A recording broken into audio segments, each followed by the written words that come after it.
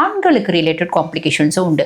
அந்த ஆண்களுக்கு ரிலேட்டட் காம்ப்ளிகேஷன்ஸில் வந்து பாருங்கள் நிறைய இருக்குது. அதாவது ஒலிகோஸ்பெர்மியா அப்படிம்பாங்க. அப்படின்னா என்ன அப்படின்னா, இது வந்து இந்த மாதிரி இருக்குது அப்படின்னா அவங்களுக்கு முதல்ல டயபெட்டிஸ் இருக்கா, சக்கரை இருக்கான்னு பார்க்கணுங்க. சக்கரை இருக்குது அப்படின்னா ஃபஸ்ட்டு வந்து உங்களோட சுகர் லெவலை கம்மி பண்ணிக்கோங்க. விந்தணுக்கள் குறைபாடுகளுக்கு அப்படின்னு எத்தனையோ வைத்திய முறைகள் இருக்க தான் செய்யுது. சில வந்து மூலிகைகள் அப்படின்றது வந்து பார்த்திங்கன்னா நிறைய நல்ல ரிசல்ட்டை கொடுக்கும் அப்படின்றது ஷார்ப்பாக நம்ம சொல்கிறேன். அந்த மாதிரி நல்ல எனர்ஜெட்டிக்காக இருக்கும் கூட நம்மளுக்கு அந்த ஸ்பெர்மனோட குவாலிட்டியும் குவான்டிட்டியும் அதிகப்படுத்த ஹெல்ப் பண்ணுங்க. மத்தியானம் நான் சொன்ன மாதிரி சாப்பாடு, நைட்டு நீங்கள் யூஸ்வலாக வீட்டில் என்ன சாப்பிட்றீங்களோ இது. வணக்கம், நான் doctor Deepa Lalan, BHMS homeopathic physician. இன்றைக்கி நம்ம என்ன டாபிக் பற்றி டிஸ்கஸ் பண்ண போகிறோம் அப்படின்னா, ஆண் மலட்டுத்தன்மை அப்படிம்பாங்க. அதாவது ஒரு குழந்தை இல்லை, ஒரு கப்பல் வந்து பாருங்கள், அதாவது ஹஸ்பண்ட் ஒய்ஃப் இருக்காங்க, 2 பேரும் இயற்கையாக ஆணும் பொண்ணும் ஒன்றா சேர்றாங்க, ஒரே வீட்டில் இருக்காங்க, கல்யாணம் ஆகி 10 மாதம் ஆகுது, கருத்தரிக்கலை அப்படின்னாலே அவங்க 2 பேரில் யாருக்கோ ஒருத்தவங்களுக்கு குறை இருக்குது அப்படின்னு அர்த்தம். அந்த மாதிரி பெண்களுக்கு ரிலேட்டட் காம்ப்ளிகேஷன்ஸும் உண்டு, ஆண்களுக்கு ரிலேட்டட் காம்ப்ளிகேஷன்ஸும் உண்டு. அந்த ஆண்களுக்கு ரிலேட்டட் காம்ப்ளிகேஷன்ஸில் வந்து பாருங்கள் நிறைய இருக்குது. அதாவது ஒலிகோஸ்பெர்மியா அப்படிம்பாங்க. அப்படின்னா என்ன அப்படின்னா, உயிரோட்டம் அந்த விந்தில் வந்து பார்த்திங்கன்னா விந்து அணுக்கள் இருக்குது ஆனால் ரொம்ப கம்மியாக இருக்குது அப்படின்னு அர்த்தம். அஸ்தினோஸ்பெர்மியா அப்படிம்பாங்க.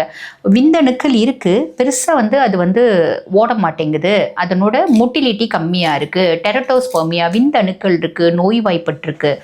இந்த மாதிரி ஓஏடி சிண்ட்ரோம் அப்படிம்பாங்க. அப்படின்னா என்னென்னா ஒலிகோ அஸ்தினோ டெரட்டோசூஸ்பெர்மியா அப்படிம்பாங்க. அப்படின்னா என்னென்னா விந்தணுக்கள் இருக்குது, ரொம்ப கம்மியாகவும் இருக்குது, நோய்வாய்ப்பட்டும் இருக்குது, பெருசாக ஓடவும் மாட்டேங்குது, குறைபாடோடு இருக்குது அப்படின்னு சொல்லுவாங்க. இது வந்து இந்த மாதிரி இருக்குது அப்படின்னா அவங்களுக்கு முதல்ல டயபெட்டிஸ் இருக்கா, சக்கரை இருக்கான்னு பார்க்கணுங்க. சக்கரை இருக்குது அப்படின்னா ஃபஸ்ட்டு வந்து உங்களோட சுகர் லெவலை கம்மி பண்ணிக்கோங்க. சுகர் லெவலை நார்மல்சி கொண்டு வந்தாலே விந்தணுக்களில் ஒரு மாற்றம், முன்னேற்றம் அப்படின்றது கண்டிப்பாக வரும். அதனோட குவான்டிட்டியும் அதிகமாகும், அதுக்கேற்ற மாதிரி அதனோட குவாலிட்டி, அதனோட வீரியத்தன்மை அப்படின்னு சொல்லுவாங்க பார்த்தீங்களா, அதுவும் அதிகமாகும். சரி, இதை ஃபாலோ பண்ணிக்கணும். நம்மளுக்கு அண்டர்லைங் காஸ் என்ன, நம்ம வந்து எனக்கு சக்கரை இருக்கா, சக்கரையை கண்ட்ரோல் பண்ணிவிட்டு நான் இந்த உணவு முறைகளை ஃபாலோ பண்ணணும். இந்த மாதிரிங்க விந்தணுக்கள் குறைபாடுகளுக்கு அப்படின்னு எத்தனையோ வைத்திய முறைகள் இருக்க தான் செய்யுது.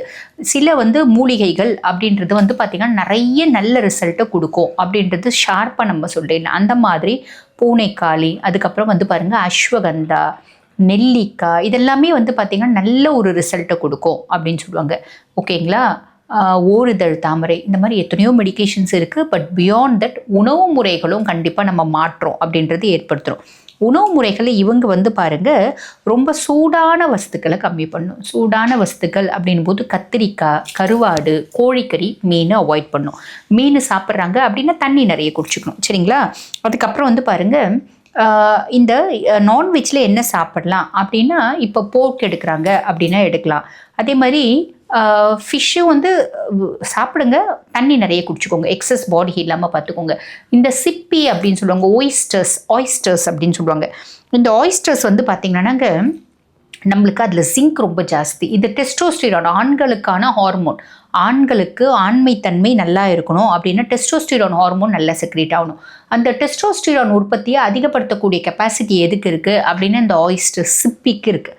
அப்போ சிப்பியை நம்ம வாரத்தில் 2 நாள் எடுத்துக்கலாம். இந்த மாதிரி காம்ப்ளிகேஷன் இருக்கவங்க, சரிங்களா? இது ஞாபகம் வச்சுக்கோங்க.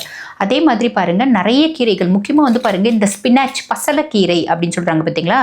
இந்த பசலைக்கீரை என்ன சொல்லுவாங்க அப்படின்னா சூப்பர் ஃபுட் அப்படின்னு சொல்லுவாங்க. காரணம் என்ன அப்படின்னா அதில் எல்லா சத்துக்களும் கொஞ்சம் கொஞ்சம் கொஞ்சம் கொஞ்சம் நிறைஞ்சிருக்கு. ஆக பசலைக்கீரை எடுத்துக்கலாம், பொன்னாங்கண்ணி கீரை எடுத்துக்கலாம், வல்லாரை கீரை எடுத்துக்கலாம், காணா வாழைக்கீரை எடுத்துக்கலாம், பரட்டைக்கீரை எடுத்துக்கலாம், இந்த அகத்திக்கீரை எடுத்துக்கலாம், முருங்கைக்கீரை எடுத்துக்கலாம். இந்த மாதிரி ஒவ்வொரு நாள் ஒவ்வொரு கீரை எடுக்கிறது நம்மளுக்கு வந்து பாருங்கள். இந்த சேப்பங்கிழங்கு இருக்குது பார்த்தீங்களா, அந்த சேப்பங்கிழங்கனோட கீரை கூட இருக்குது, புரியுதுங்களா? அந்த கீரை எடுத்துக்கலாம். இந்த மாதிரி இதெல்லாம் பெரிய பெரிய இலையாக இருக்கும். அதை வந்து அந்த நாரை எடுத்துகிட்டு அந்த ரிட்ஜஸ் இருக்கும் பார்த்தீங்களா, அதை மட்டும் எடுத்துகிட்டு அதை அழகாக கடைவாங்க. பருப்பு கீரை, ஓகேங்களா? வெந்தயக்கீரைலாம் ரொம்பவே நல்லது. இந்த மாதிரி தினம்தோறும் ஒரு கீரை அப்படின்றது எடுக்கணும். கீரை எடுக்க சொல்லணும் அப்படின்னு சொல்லிட்டு இவ்வளோண்டு கீரை எடுக்கக்கூடாது. அந்த அரைக்கட்டு கீரை உங்களுக்கு அப்படின்னு ஃபோக்கஸ் பண்ணிக்கோங்க. இந்த கீரை மட்டும் இல்லாது நம்ம தினம்தோறும் ஒரு வெஜிடபிள்ஸ் எடுத்துக்கணும். அந்த வெஜிடபிள்ஸ் வந்து பாருங்கள் எத்தனை வெஜிடபிள்ஸ் இருக்குது. கத்திரிக்காய் ஒன்று தானே வேண்டான்னு சொல்லியிருக்கேன், மீதி எத்தனை காய்கறி இருக்குது. அந்த காய்கறி ஒரு கப் எடுத்துக்கோங்க. கேரட்டு, பீட்ரூட்டு, முள்ளங்கி, இந்த மாதிரி ஒவ்வொரு காய்கறி ஒரு கப் எடுத்துக்கோங்க. இப்போ முள்ளங்கிலாம் சமைக்கிறீங்க அப்படின்னா முள்ளங்கி கீரையோடவே சமைங்க, ரொம்பவே நல்லது அப்படின்னு சொல்லலாம். இது மதியானம் ஃபோக்கஸ் பண்ணிக்கோங்க. அதுக்கப்புறம் வந்து பாருங்கள், அதான் நான்வெஜ் சாப்பிட்றீங்க அப்படின்னா வாரத்தில் 2 நாள் இல்லை 3 நாள் கூட நீங்கள் சிப்பி எடுத்துக்கலாம். டெஸ்டோஸ்டிரோன் நிறைய செக்ரேட் ஆகும். தினம்தோறும் ஒரு முட்டை அப்படின்றது எடுத்துக்கோங்க. முட்டையில் வந்து பாருங்கள் நிறைய நல்ல விஷயங்கள் இருக்குது. அதுக்கும் மேலே முட்டையினோட மஞ்சளில் இருக்க மெத்தியோனைன் அப்படின்றது வேறு எதுலேயும் கிடையாது. ஸோ முட்டையும் எடுத்துக்கலாம், தினம்தோறும் ஒரு முட்டை. இதில் நிறைய பேருக்கு சந்தேகம் வரும், அம்மா நாங்கள் நாட்டுக்கோழி முட்டை எடுத்துக்கலாமா, சாதா முட்டை எடுத்துக்கலாமா? வீட்டில் வளர்க்குறீங்க அப்படின்னா நாட்டுக்கோழி முட்டைக்கு டிஃப்ரென்ஸ் இருக்குங்க. நீங்கள் ஃபார்மில் வச்சு வளர்க்குற நாட்டுக்கோழி முட்டைனா நாட்டுக்கோழி முட்டைக்கும் இந்த ஃபார்மில் வச்சு வளர்க்குற பிராய்லர் முட்டைக்கும் பெருசாக வித்தியாசம் அப்படின்றதில்ல. எந்த முட்டைனாலும் எடுத்துக்கோங்க, சரிங்களா? இதில் நீங்கள் வீட்டில் வச்சு வளர்க்குறீங்க அப்படின்னா கருப்பு கோழி முட்டை கூட எடுத்துக்கலாம். எது உங்களுக்கு ஆப்ஷனோ அது எடுத்துக்கோங்க. முட்டை டெய்லி எடுத்துக்கோங்க. அதுக்கப்புறம் வந்து பாருங்கள், இந்த பூசணி விதையிலையும் நம்மளுக்கு வந்து பார்த்திங்கன்னா டெஸ்டோஸ்டிரோனை சிமுலேட் பண்ண ஒரு கெப்பாசிட்டி இருக்குது. அப்போ நம்ம இந்த பூசணி விதையை என்ன பண்ணலாம்? இந்த பூசணி விதை, வெள்ளரி விதை, தர்பூசணி விதை 3த்தையும் நம்ம வந்து வாங்கிக்கலாம். வாங்கி 100 கிராம் வாங்கிக்கலாம். அது கூட வால்நட்டுக்கும் டெஸ்டோஸ்டிரோனை அதிகப்படுத்தக்கூடிய கெப்பாசிட்டி இருக்குது. வால்நட் வாங்கிக்கலாம். ஸோ பூசணி விதை, வெள்ளரி விதை, தர்பூசணி விதை, பாதாம், வால்நட்டு, காஞ்ச திராட்சை, இது எல்லாத்தையும் என்ன பண்ணுங்கள், தனித்தனியாக வறுத்துருங்க. வறுத்துட்டு முந்திரியும் போட்டுக்கோங்க கூட. உங்களுக்கு முந்திரி பிடிக்கும், எங்களுக்கு கொலஸ்ட்ராலில் எதுவும் இல்லைங்க, நாங்கள் ஆரோக்கியம், அதாவது டயபெட்டிக் இல்லை, கொலஸ்ட்ரால் இல்லை, வேறு எந்த காம்ப்ளிகேஷனும் இல்லைன்னா முந்திரியும் போட்டுக்கோங்க. எல்லாம் வந்து ஒரு 50 கிராம் வாங்கிக்கோங்க. எல்லாத்தையும் தனித்தனியாக வறுத்துட்டு கடைசியில் எல்லாத்தையும் ஒன்றா கொட்டி கொஞ்சம் நெய் போட்டு வறுத்துருங்க. வறுத்துட்டு இதை வந்து பாருங்கள், நம்ம எடுத்து வச்சுட்டு இது மேலே சாட் மசாலா போட்டுக்கலாம். போட்டுட்டு எடுத்து வச்சுட்டு காலையில் ஒரு 11 மணிக்கு, சாயங்காலம் ஒரு 11 மணிக்கு நல்லா வந்து ஒரு பெரிய டேபிள் ஸ்பூன் அளவுக்கு நம்ம சாப்பிடலாம், மென்று சாப்பிடலாம். இது வந்து ரொம்ப நல்லது கிடைக்கும், நிறைய நல்லது நடக்கும். அதாவது டெஸ்டோஸ்டிரோன் நல்ல ஸ்டிமுலேட் ஆகும். அதுக்கும் மேலே நம்ம என்ன பண்ணலாம் அப்படின்னா, ஒரு மில்க் ஷேக் நான் சொல்கிறேன். அந்த மில்க் ஷேக் நீங்கள் டெய்லி குடிங்க.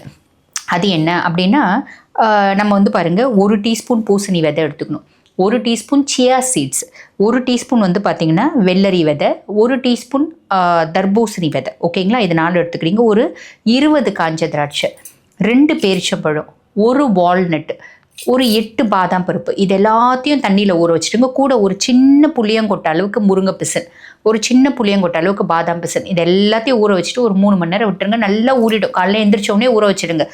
ஊறிட்டு அதுவும் முடியும்னா முன்னாள் நைட்டே இந்த பாதாம் பிசனும் முருங்கை பிசனும் மட்டும் தண்ணியில் ஊற வச்சுடுங்க. மீதி எல்லாம் காலையில் எந்திரிச்சோடனே ஊறுவீங்க, 1 மணி நேரத்தில் ஊறிடும் மீதி எல்லாம். இது எல்லாத்தையும் வந்து பாருங்கள், ஒரு பிளெண்டரில் போட்டு கூட ஒரு செவ்வாழைப்பழம் போட்டு சின்ன துண்டு தேங்காய் கட் பண்ணி போட்டு நல்லா அடிச்சிடுங்க. அந்த மில்க் ஷேக் வந்து பார்த்திங்கன்னா, இது மில்க் ஷேக் மாதிரி இருக்காது, ஒரு ஸ்மூத்தி மாதிரி இருக்கும். இதை காலையில் க்ளீனாக குடிச்சிடுங்க. சாப்பாடை கட் பண்ணிவிடுங்க, ஏன்னா கேலரிஸ் இதுலேயே நிறைய இருக்குது. சாப்பாடை கட் பண்ணிவிடுங்க. காலையில் சாப்பாடு, அதாவது பிரேக்ஃபாஸ்ட்டுக்கு பதில் இதை மட்டுமே சாப்பிடுங்க. இதை குடிச்சிட்டு நீங்கள் வந்து உங்கள் வேலைக்கு போகலாம், உங்கள் ஒர்க்கை நீங்கள் பண்ணுங்கள். இது வந்து பாருங்கள் நல்ல எனர்ஜெட்டிக்காக இருக்கும். கூட நம்மளுக்கு அந்த ஸ்பெர்மனோட குவாலிட்டியும் குவான்டிட்டியும் அதிகப்படுத்த ஹெல்ப் பண்ணுங்க. மத்தியானம் நான் சொன்ன மாதிரி சாப்பாடு, நைட்டு நீங்கள் யூஸ்வலாக வீட்டில் என்ன சாப்பிட்றீங்களோ இது. தண்ணி ஒரு நாளைக்கு 3 லிட்டர் குடிங்க. ஆல்கஹால் ஹேபிட் இருக்குது அப்படின்னா கட் பண்ணிடணும். ஸ்மோக்கிங் ஹேபிட் இருக்குது அப்படின்னா கட் பண்ணணும். மாஸ்டர்பேஷன் ஹேபிட் இருக்குது அப்படின்னா கட் பண்ணிடணும். இதெல்லாம் கட் பண்ணிவிட்டு நல்ல ஒரு ஆரோக்கியமான தூக்கமோட கூட லைஃப் ஸ்டைலை நீங்கள் மெயின்டைன் பண்ணிங்க, டயட்டை இதை ஃபாலோ பண்ணுறீங்க அப்படின்னும் போது சாலிடாக வந்து பார்த்திங்கன்னா உங்கள் விந்தணுக்களோட குவான்டிட்டி கண்டிப்பாக நல்லா இருக்குங்க. அதே மாதிரி அதனோட குவாலிட்டியும் சூப்பராக இருக்கும்.